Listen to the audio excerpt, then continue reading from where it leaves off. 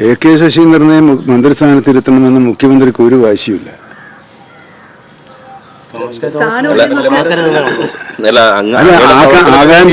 ആകാൻ പോകുന്ന ആളെ കുറിച്ചുള്ള അദ്ദേഹത്തിന്റെ അഭിപ്രായം നടത്തിയത്.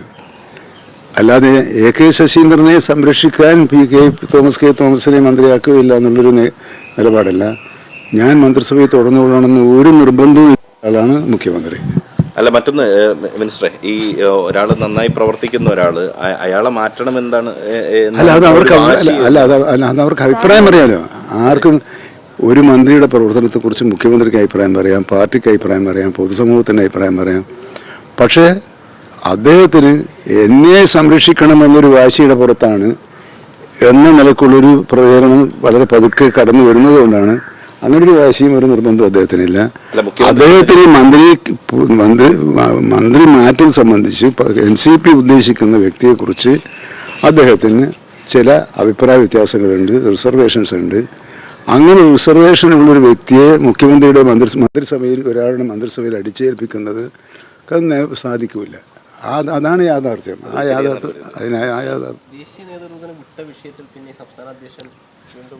യോഗം വിളിച്ചു കൂട്ടി ചർച്ച നടത്തേണ്ട കാര്യമൊന്നുമില്ല. അവിടെയാണ് അദ്ദേഹത്തിന് ചിലപ്പോൾ എല്ലാവരെയും അഭിപ്രായം അറിയുന്നത് നന്നായിരിക്കും എന്ന് വിചാരിച്ചിട്ടുണ്ടാവും. അല്ലെങ്കിൽ അദ്ദേഹത്തിന് ആ കാര്യം പെട്ടെന്ന് ശ്രദ്ധയിൽ വന്നിട്ടുണ്ടാവില്ല. നമ്മളെല്ലാവരെയും സംബന്ധിച്ചിടത്തോളം നേതൃത്വത്തിന് വിട്ടുകൊടുത്തൊരു കാര്യത്തിൽ പിന്നെ ജില്ലയിലായാലും സംസ്ഥാനത്തായാലും വീണ്ടും അഭിപ്രായ രൂപീകരണത്തിന് വേണ്ടി, അഭിപ്രായ പ്രകടനത്തിന് വേണ്ടി ഒരു ചർച്ച നടത്തുക. അത്തരം ചർച്ചകളാണ് ദൗർഭാഗ്യവശാൽ വാർത്തയായി വന്നു പോയത്. അതൊക്കെ വേണമെങ്കിൽ ഒഴിവാക്കാൻ കഴിയുന്നതായിരുന്നു. മിനിസ്റ്ററെ, അതിനൊക്കെ പലപ്പോഴും PC ചാക്കോ പക്ഷമൊക്കെയാണ്. അത് തോമസ് കെ തോമസിനെ മറയാക്കുകയാണോ? അല്ല, പിന്നെ അത് വേറെയാണല്ലോ. ഇപ്പം നമ്മുടെ മുമ്പിൽ തോമസ് കെ തോമസിനെ മന്ത്രിയാക്കണമെന്ന ആവശ്യമാണ് പാർട്ടി പ്രവർത്തകർ ചർച്ച ചെയ്തത്. കാരണം ആവശ്യമല്ല, അദ്ദേഹത്തിന് ഒരു അവസരം നൽകണമെന്ന് കേന്ദ്ര നേതൃത്വം നിർദ്ദേശിച്ചതിൻ്റെ അടിസ്ഥാനത്തിൽ ആ കാര്യത്തിൻ്റെ സാധ്യത നമ്മൾ പരിശോധിക്കേണ്ടതാണ്. തീർച്ചയായിട്ടും ആ സാധ്യതയുമായി മുഖ്യമന്ത്രിയെ സമീപിച്ചപ്പോഴാണ് അദ്ദേഹത്തിൻ്റെ അസന്തുഷ്ടി ഞങ്ങളെ അറിയിച്ചത്. അതിൻ്റെ കാര്യം നമ്മൾ കേന്ദ്ര നേതൃത്വത്തെ അറിയിച്ചു.